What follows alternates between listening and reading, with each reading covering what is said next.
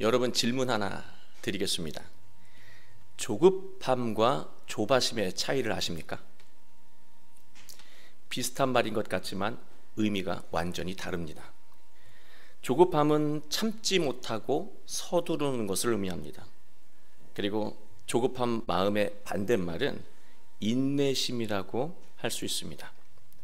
그와 다르게 조바심은요, 원하는 것을 얻지 못하는 것에 대한 근심, 불안입니다. 조바심의 반대말은 걱정하지 않는 여유로운 마음에 가깝다고 할 수 있습니다. 양훈우 작가가 쓴 당신의 뇌는 서두르는 법이 없다를 보면 조바심이 우리 삶에 얼마나 큰 영향을 미치는지 잘 설명하고 있습니다. 사람이 조바심을 느끼게 되면은요, 세 가지 현상이 일어난다고 말합니다. 첫 번째는요, 우왕좌왕하는 것입니다. 이것을 하면서 저것을 걱정합니다.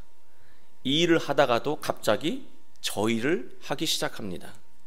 걱정 때문에 온전히 일에 집중하지 못하는 것입니다. 두 번째는 자주 딴짓을 합니다.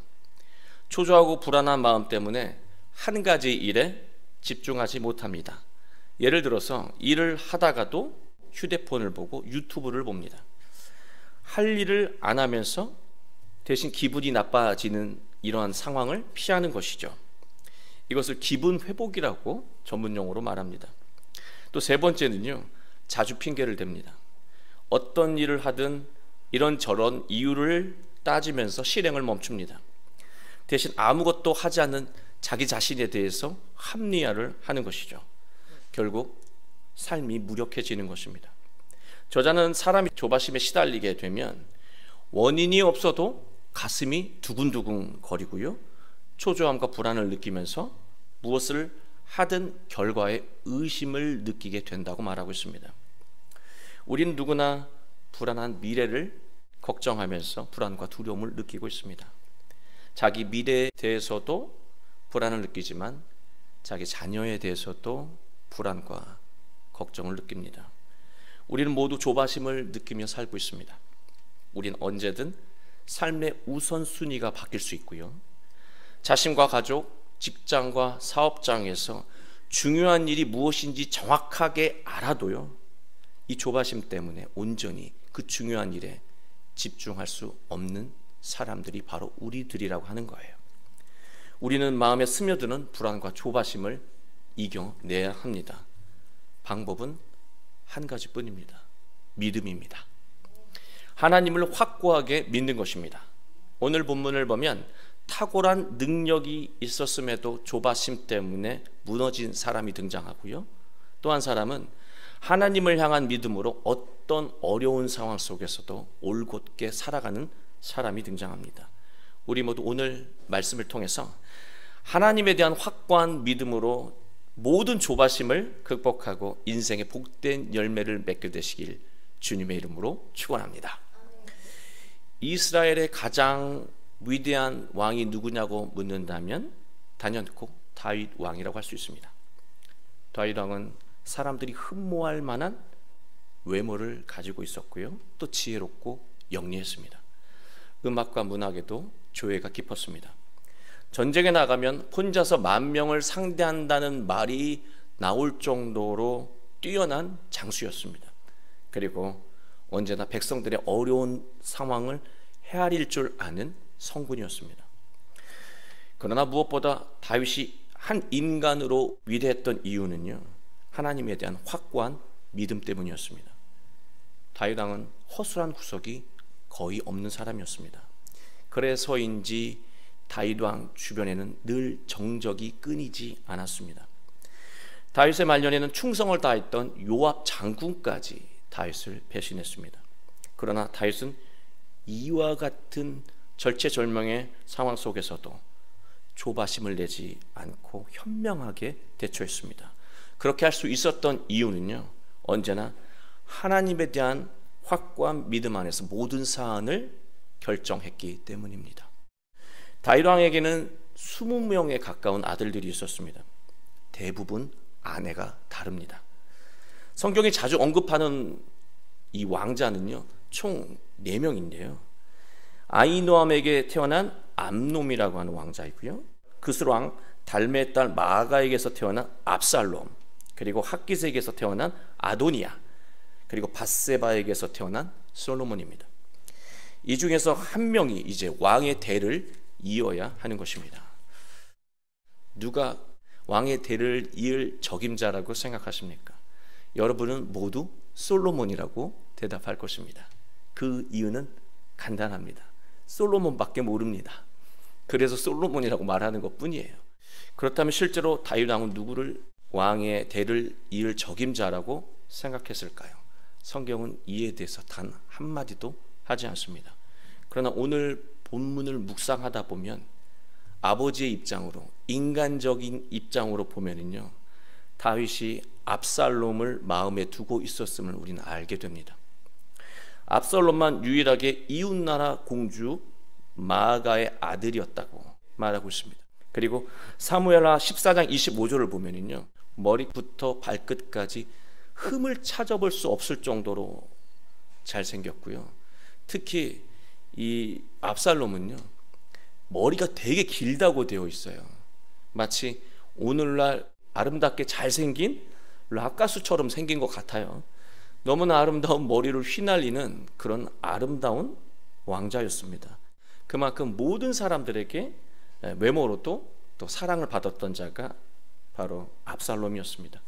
사무엘하 15장 6절을 보면 이스라엘 사람들의 마음을 모두 훔쳤다라고 기록하고 있습니다. 이 나쁜 의도로 쓰인 말이기는 하지만요, 다른 관점에서 보면 백성들이 원하는 것을 정확하게 볼 수 있는 통찰력이 있었다라고 하는 거예요. 사람의 마음, 백성들의 마음을 정확하게 헤아릴 수 있다라고 하는 것은 왕의 중요한 덕목이 아닙니까? 바로 그런 자가 압살롬이었어요. 그리고 압살롬은요, 아버지처럼 영리하고 치밀하며 용감했습니다. 혈통, 외모, 능력, 다른 왕자들과 비교가 될 수 없는 외형을 가진 자가 압살롬이었다는 거예요. 그러나 압살롬은요, 아버지와 다르게 중요한 한 가지가 없었습니다. 압살롬에게는 하나님에 대한 확고한 믿음이 없었습니다. 사람들이 좋아할 만한 외모와 재능, 그리고 능력이 있어도 하나님에 대한 믿음이 없으면 나타나는 현상이 있습니다. 바로 조바심이에요. 사람이 믿음이 없으면 매 순간 걱정과 불안에 시달리며 조바심을 내게 됩니다. 조바심은 판단력을 흐리고 인생을 멀리 보지 못하고요, 눈앞에 이익만을 쫓게 만든다라고 하는 거예요. 압살롬의 조바심은 아버지처럼 존경받으며 훌륭하게 살 수 있었던 그의 인생을 완전히 삼켜버렸습니다. 압살롬에게는 같은 엄마 밑에서 태어난 아름다운 동생 다말이 있었습니다. 그런데 큰 형 암놈이 다말에게 욕정을 품게 됩니다. 그리고 욕보이는 사건이 일어나죠. 압살롬은 여동생의 수치를 보고 분노하게 됩니다. 그리고 복수의 날을 준비했습니다. 사무엘하 13장 21절을 보면 다윗 왕도 암놈이 한 이 나쁜 패악질을 알고 있었고 그 때문에 분노하고 있었습니다.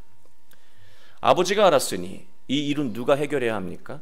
아버지 다윗이 해결해야 하는 것이죠. 또 아버지가 해결할 것입니다. 기다리면 되는 것이었습니다. 그러나 압살롬의 조바심은요, 아버지를 믿지 못하고 스스로 심판하는 행동을 하게 만들었다라고 하는 거예요. 압살롬의 조바심은 바로 자기 위치를 보지 못하게 만든 거예요. 이처럼 사람이 조바심이 나면은요, 상황에 맞지 않는 행동, 자기 위치에 맞지 않는 행동을 하게 된다는 것입니다. 압살롬은 암놈을 죽이기 위해서요, 2년 동안 벼르고 있었습니다. 그리고 그때가 왔습니다. 전통적으로 양털을 깎는 잔칫날에 왕자들을 모두 초대했습니다. 그 안에는 당연히 암놈도 있었습니다. 압살롬은 조용히 은밀히 가서 암놈을 살해하고요, 외할아버지 그술 왕에게 도망쳤습니다. 그 일로 인해서 다윗은 자기 옷을 찢으며 들어 누울 정도로 고통스러웠습니다. 이 장면을 통해서 우리는 우리의 삶을 돌아보게 됩니다. 우리는 살면서 억울한 일을 겪게 되면 억울한 마음이 시키는 대로 즉각적으로 말하고 행동하게 된다라고 하는 것입니다. 나쁜 말을 쏟아붓고 성급한 행동을 하게 되죠. 마치 하나님이 없는 사람처럼 살게 되는 것입니다. 이것은 모두 불안에서 나온 조바심 때문에 일어나는 현상입니다. 다윗의 젊은 날에도 이런 일이 있었다라고 하는 거예요. 그러나 다윗은 압살롬과 다르게 행동했었습니다. 사무엘상 26장 9절부터 10절 말씀을 보면 다윗은 자신을 죽이려고 했던 사울 왕과 마주하게 됩니다. 그리고 사울 왕을 죽일 수 있는 기회가 있었다라고 하는 것입니다. 그러나 다윗은 이렇게 말했습니다. 죽이지 말라. 누구든지 손을 들어 여호와의 기름 부음 받은 자를 치면 죄가 없겠느냐. 여호와께서 살아 계심을 두고 맹세하노니 여호와께서 그를 치시리니 혹은 죽을 날이 이르거나 또는 전장에 나가서 망하리라. 다윗은요, 하나님이 해결하신다는 것을 믿고요, 털끝 하나도 건드리지 않았습니다. 사울하면 원망의 마음이 솟구치게 만드는 사람이에요. 복수를 해도 조금도 거리낌이 없는 대상이 사울 왕이었습니다. 그러나 그는 원망스러운 마음을 풀지 않았습니다. 바로 하나님을 믿었기 때문입니다. 다윗은 믿음이 시키는 대로, 믿음이 이끄는 대로 살았습니다. 다윗은 조바심으로 행동하지 않았고 믿음으로 판단하고 행동했습니다. 이 일로 인해서 백성들은요, 다윗을 존경하게 되는 거예요. 정말로 다윗이 왕이 될 제목이구나, 정말 왕이 될 사람이고, 저 인자함이라고 한다면 우리나라를 저 사람에게 맡겨도 되고 우리가 따라도 되겠구나라고 하는 그 신뢰를 이 일로 주게 되었다라고 하는 것입니다. 압살롬이 도망한 지 이제 3년이 지났습니다. 다윗 왕도 고통에서 서서히 회복되기 시작했고요, 이제는 압살롬이 그리웠습니다. 하나님이 그 사이에 다윗을 치유하신 것이죠. 다윗은 이처럼 압살롬을 사랑했습니다. 그러나 압살롬의 조바심은요, 아버지가 자신을 이렇게 사랑하는데도요, 사랑하는 아버지가 보이는 게 아니고요, 아버지를 더 불신하면서 아버지에게 섭섭함을 느끼게 만들었고 증오심을 느끼게 만들었습니다. 그게 조바심이 가지고 있는 위험성이라고 하는 거예요. 요압 장군은 압살롬이 돌아올 수 있도록 왕을 설득합니다. 다윗 왕은 요압 장군이 말한 대로 그래, 네가 가서 압살롬 이제 데려오거라, 그렇게 명령을 하죠. 다윗 왕은 사무엘하 14장 21절에서 이렇게 말합니다. 청년 압살롬을 데려오라. 그냥 내 아들 압살롬 이제 데려와라 해도 되는데요, 좀 뜬금없지 않으세요? 청년 압살롬을 데려오라. 이 청년이라고 앞에 붙인 표현은요, 나르라고 하는 단어거든요. 나르라고 하는 이 단어는요, 소년, 어린 아이의 뜻을 가지고 있는 말이에요. 그래서 청년이란 표현보다는 그대로 직역해서 한다면 어린아이 압살롬을 이제 데려와라, 그렇게 말한 거예요. 이 표현 하나가 압살롬을 다윗이 어떻게 여기고 있는지를 모두 설명합니다. 사람들에게는 형을 살해한 그런 중죄인으로 비추겠지만 다윗에게는 아직 철없는 아이일 뿐이라고 하는 거예요. 모든 것을 용서해야 하는 대상이라고 말하고 있는 것입니다. 그렇게 압살롬은 돌아오게 되죠. 그러나 왕으로서 죄를 지은 아들을 징벌하지 않고 넘어갈 수는 없습니다. 아무리 권력자라고 해도 아들이 잘못하면, 가족이 잘못하면 벌을 받아야죠. 그러나 권력이 있으면 자기 아들만은 벌을 받지 않게 하고 싶은 마음이 들 수도 있어요. 사랑하니까요, 애틋하니까요. 그러나 다윗은요, 모든 것을 용서하고 사랑하는 마음으로 그의 잘못을 털고 싶었지만 조바심 내지 않고요, 순리대로 행동했습니다. 다윗의 행동에서 우리는 중요한 것을 배워야 합니다. 믿음이 있는 사람은요, 아무리 상황이 급하고 불안해도요, 일의 순서를 분별한다는 거예요. 일의 우선순위를 정확하게 본다라고 하는 것입니다. 그리고 침착하게 행동한다는 거예요. 우리가 위기를 겪거나 어려움을 겪게 되고 조바심을 느끼는 상황이 되잖아요. 그러면 느끼는 대로, 내 마음 가는 대로, 내키는 대로 행동하게 되거든요. 그래서 우리 실수하게 되고, 그 실수가 나중에 우리의 인생의 발목을 잡게 되기도 해요. 그러나 다윗은요, 조바심이 충분히 날 만한 상황에서 침착했습니다. 그럴 수 있었던 이유는 믿음 때문이었습니다. 하나님이 모든 것을 해결해 주신다라고 하는 그 믿음 때문에 그는 침착하게 순리대로 행동할 수 있었습니다. 다윗은 아무리 아들이지만 죄에 대한 이 벌을 받아야 한다고 여겼고, 징벌의 차원으로 2년 동안 압살롬을 부르지 않았고 근신하게 했습니다. 2년 동안 근신하게 했어요. 2년 동안 독방에 갇힌 것 같은 생활을 하게 만들었다라고 하는 것입니다. 결코 아버지의 마음이 편할 수가 없는 것이죠. 그러나 이 일로 인해서요, 압살롬은 더 큰 불안을 느꼈고 다시 조바심이 나기 시작했습니다. 압살롬의 조바심은 이제 어떤 행동을 하게 만들었냐면, 아버지를 죽이고 왕이 되겠다라고 하는 역모를 꾸미게 만들었습니다. 사무엘하 15장 이하를 보게 되면 역모하는 과정을 아주 섬세하게 설명하고 있는데요, 이 이야기를 쭉 읽다 보면 정말로 압살롬이 다윗을 똑 닮았구나, 다윗 이상으로 뛰어난 능력을 가졌구나라고 하는 것을 알 수 있습니다. 그가 얼마나 영리하고 치밀한 사람인지 느낄 수 있는데요, 그는 백성들의 소리에 귀를 기울이고요, 그들을 위로하면서 그들에게 필요한 말과 행동을 했습니다. 사람들은 서서히 다윗 왕보다 압살롬을 따르기 시작했습니다.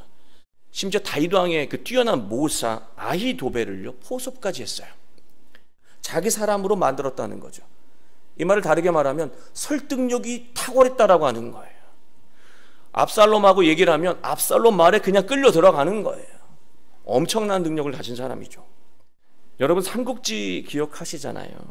유비가 제갈량을 이렇게 포섭할 때 그가 앞으로 삼국을 어떻게 통일할지에 대한 그 나라의 비전을 제시를 합니다.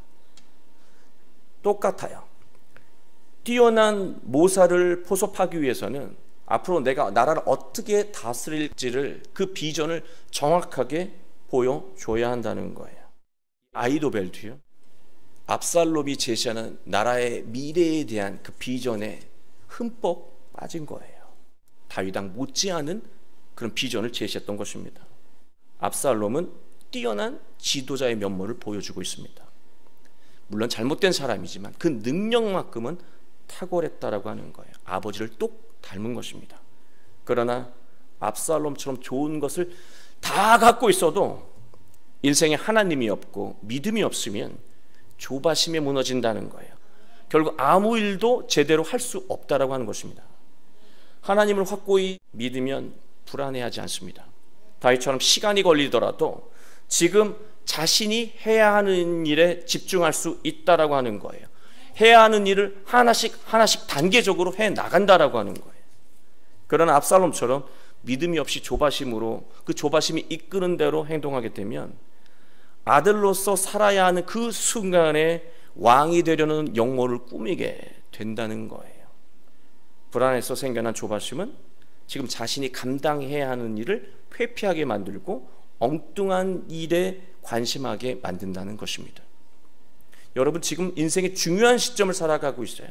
학생도, 어른도, 이제 노년도, 그리고 앞으로 노년을 계획하며 살아가는 은퇴자들도 중요한 시점이에요.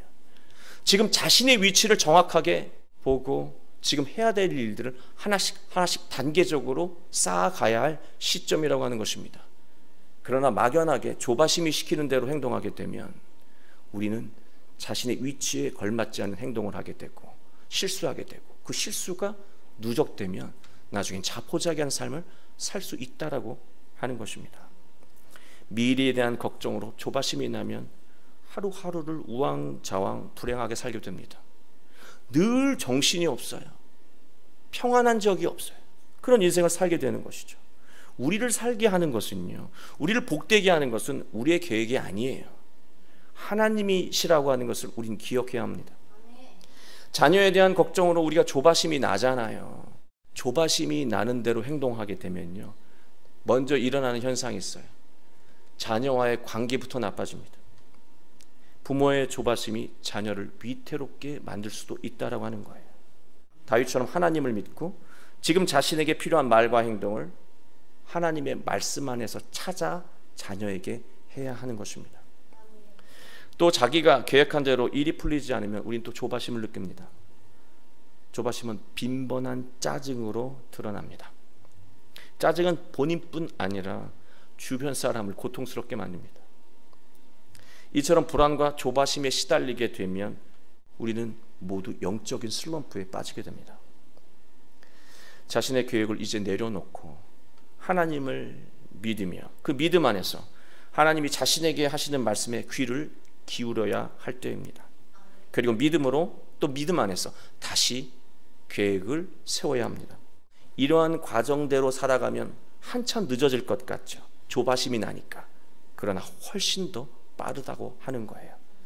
하나님에 대한 확고한 믿음이 하나님의 말씀을 통해서 삶의 핵심을 보게 만듭니다. 그리고 삶의 필요를 채우는 능력을 얻게 만든다라고 하는 거예요. 믿음에서 말이죠. 여러분, 압살롬의 조바심은 아히도벨의 뛰어난 계략을 듣지 못하게 만들었어요. 귀를 닫게 만들었습니다. 아히도벨에게 뛰어난 책략을 얻겠다고 모셔와 놓고서 정작 중요한 순간에 아히도벨이 책략을 말할 때 전혀 듣지 않습니다. 왜? 조바심이 나니까 이 책사의 말보다 자기 생각이 더 맞는 것 같은 거예요. 아무것도 들리지 않는 겁니다. 완전히 자기 생각에 과몰입된 거예요. 소통이 이루어지지 않습니다. 고립된 거예요.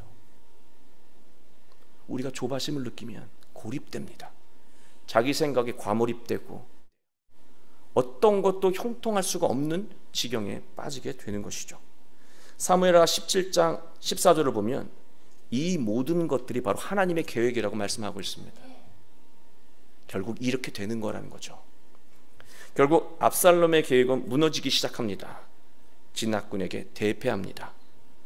이제는 정신없이 나귀를 타고 도망가는데요. 예수님이 나귀 타신 것은 겸손을 표현하는 아름다운 장면이지만 왕자가 나귀를 타고 도망간다는 것은 그 끝이 너무나 초라한 것을 의미하고 있습니다. 그 상황에 상수리 나무가 있는데 그 밑을 고개 숙이고 지나가는데 그 긴 머리가 걸려서 대롱대롱 매달렸습니다. 얼마나 우스꽝스러운 상황입니까?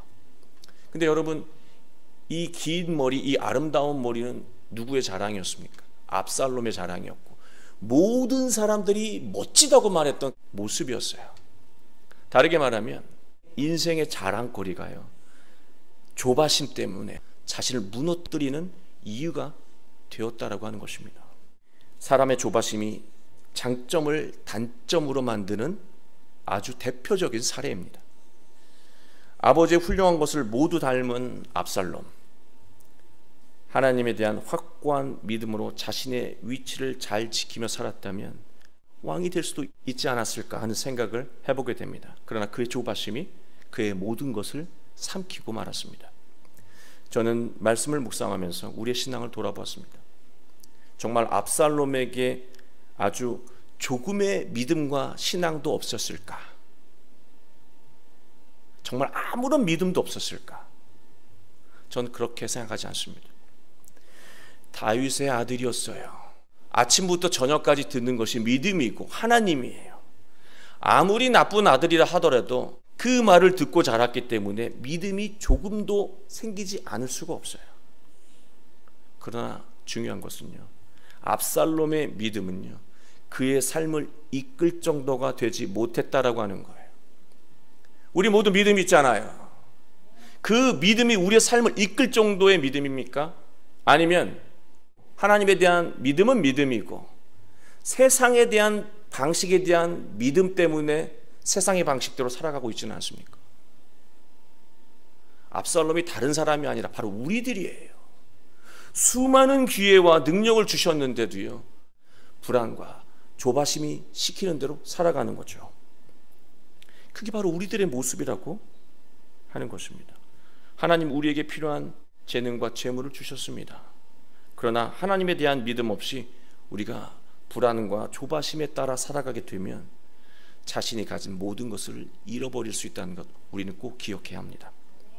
여러분, 예수님은 오병이어의 기적을 일으키시고 사람들이 몰려들기 시작합니다. 예수님의 사역은 더 바빠졌습니다. 사람들의 생각은 지금이 기회라고 여길 거예요. 복음을 전한다면 지금 밀어붙여야 돼 라고 생각했을 것입니다. 제자들이 그랬어요. 그러나 예수님은요, 그 자리를 먼저 떠나십니다. 그리고 산에 올라가셨어요. 조바심을 느낄 만한 순간이 되었을 때 예수님은요, 기도하러 가셨다라고 하는 거예요. 기도하시면서 하나님의 말씀에 귀를 기울이셨고 그 시간 동안에 믿음을 더하셨습니다. 조바심을 느끼는 순간이 바로 믿음을 더해야 하는 순간이라고 여기신 거예요. 우리는 예수님의 이러한 믿음을 본받아야 합니다. 여러분 아십니까? 압살롬이란 이름의 뜻은요, 아버지는 평화이시다 라는 뜻이에요. 자기 이름이 그런 뜻인 줄 알았다면 아버지 다윗을 믿어야죠. 또 하나님 아버지가 바로 자기 자신에게 평화를 주시는 분이라고 하는 것을 믿고 살았어야죠. 만약 그렇게 살 수 있었다면 압살롬은 최소한 왕이 되지 못했다 하더라도 자기 이름처럼 평화로운 인생을 살 수 있었을 것입니다. 사랑하는 교회 여러분, 우리의 삶은 믿음과 조바심의 대결입니다. 불안과 조바심은요, 오직 하나님을 향한 믿음을 통해서 이겨낼 수 있습니다. 어떤 상황에 놓이더라도 하나님을 확고히 믿고 삶에 집중해야 합니다. 믿음은 우리가 있어야 할 마음의 위치, 삶의 위치를 정확하게 보게 만들고요, 지금 내가 우선으로 해야 될 일들이 무엇인지를 정확하게 분별하게 만듭니다. 그런 삶은 바로 후회 없는 삶으로 이어지고 복되고 감동적인 인생으로 나아가게 만든다는 거예요. 우리 모두 매 순간 하나님을 향한 믿음을 더하며 열매로 가득한 인생을 살아가게 되시길 주 예수 그리스도의 이름으로 축원합니다.